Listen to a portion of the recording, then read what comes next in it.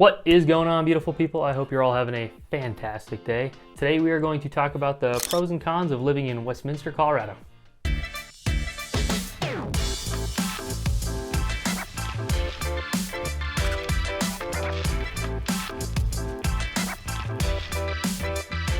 And hey, if this is your first time to the channel and you're interested in maybe learning a little bit more about Denver or some of the surrounding suburbs like Westminster, like we're going to talk about today, make sure and hit the subscribe button down below, hit the bell icon for notifications. This way you can be notified whenever I come out with a new video, and you can be the first to know about anything that's going on in the Denver market. And if you don't know already, my name is Michael. I get people reaching out to me all the time looking to move to Denver or some of the surrounding areas, just getting a little guidance and help. So if you're looking for a little help, you're making a move in the next 6 to 12 weeks, maybe next year, who knows. My contact info is below. Make sure and send me an email, shoot me a call, whatever's easiest for you. That way I can kind of help you get wherever you need to if you would like some help.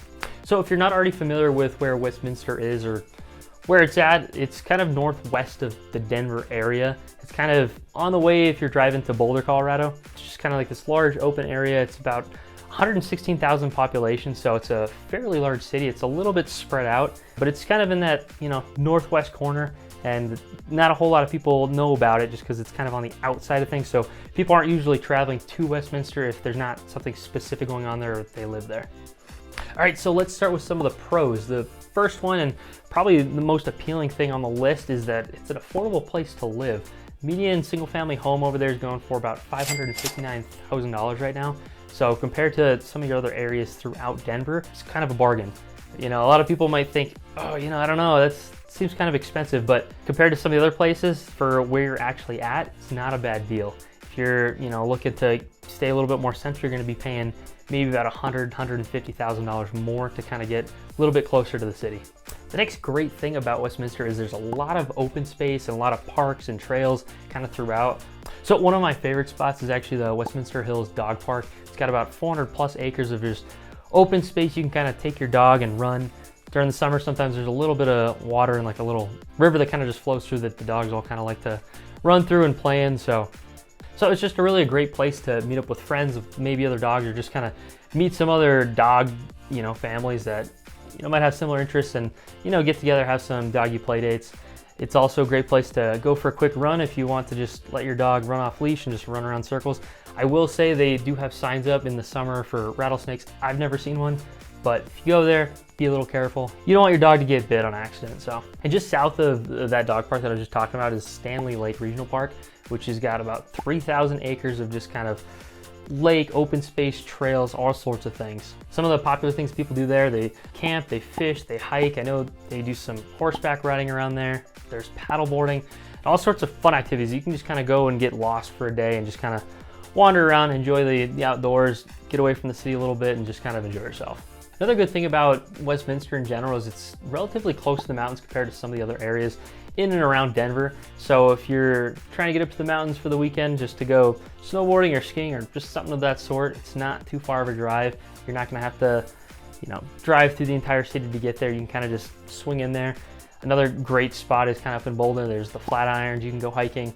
You just hop on, just head right up, and you're there in 30, 45 minutes. It's not too bad. So, you have access to one of the best parts of Colorado. So it's a pretty sweet thing. So it's a pretty sweet deal overall. Next thing I'm going to talk about is just the proximity to the other areas around you. So you're not necessarily really close to anything in particular, but you're not too far from Denver. You're not too far from Boulder. You're not terribly far from Fort Collins. So if you're going up there, you have a little head start compared to a lot of the other places around. I wouldn't say it's necessarily close. It's still probably going to be a 45, maybe a 15-minute drive if you hit a little bit of traffic. But compared to somewhere else, you're gonna miss a lot of that main traffic kind of going through Denver. So that's nice. So if you're going up there a lot, maybe you're going to school or maybe a job, it's maybe not the worst place, especially with how affordable it is there compared to some of the other spots in Denver. And you can avoid a lot of that major traffic during the rush hours. The last thing I'll say about Westminster that's pretty nice overall is it pretty much has everything that you need right there. You have all your shopping, your dining, your restaurants, you have your chains, your family-owned restaurants. So, you have a little mix of everything. I wouldn't say you have an amazing spectrum of choices, but you have pretty much everything you need there. You have gyms, you have health facilities, all sorts of that stuff. So you don't really need to go too far outside of Westminster if you're trying to get something done. The only thing is if you're going to like a major event, then obviously you're gonna have to travel a little bit because there's nothing really major in Westminster. All right, with all that being said, let's get into some of the not so great things about Westminster.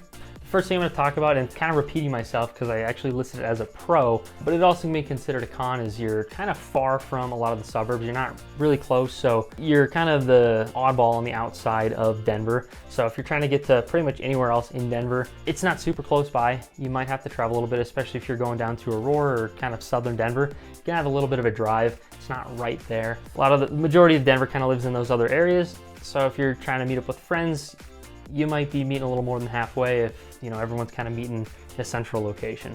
The next thing to consider is there's not a whole lot of nightlife going on in Westminster. Again, it's kind of like it's a little bit out there, but you have all your essentials and not much more than that. So if you're trying to go out and have, you know, a good time, you can find some places, but you're not gonna find as many as you would maybe downtown Denver. Although it's only about maybe a 30-minute drive, so you're not too far from it, but you're just not living in it, if that makes sense. So the next thing we're gonna talk about is just kind of how spread out Westminster is. When you drive through, everything just seems not so crammed, which I guess some people might consider a good thing. But if you're, you know, trying to go do groceries and pick up a few things, you know, you might have to go all the way around and just hit all the few spots that have what you need or what you're looking for, just because of kind of how it is. It's got a little bit more space to it. It's a very large area, so, you know, you might have some shopping over here, some over here. Who knows? Overall, if you're doing it maybe once, twice a week, it's not too bad, but it's just a little bit spread out, so it's not as close if you're trying to get things done, you know, quick.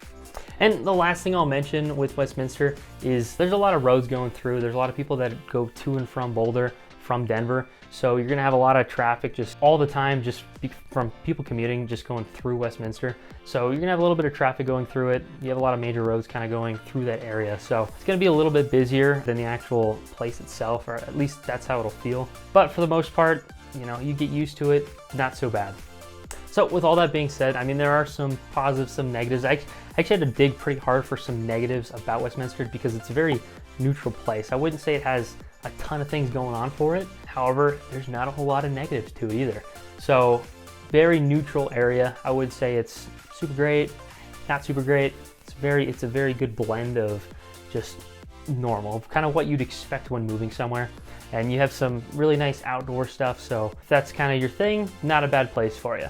Well, I hope you found this video helpful. Maybe you enjoyed it. If you did, give me a like, I'd appreciate it. But yeah, if you are thinking about moving here in the next year, 2 years, 10 years, whatever it is, and you kind of want a little bit of guidance, don't hesitate to reach out. My contact info is below, and I'd be more than happy to kind of help in whatever way you need. Until next time, I'll see you guys in another video.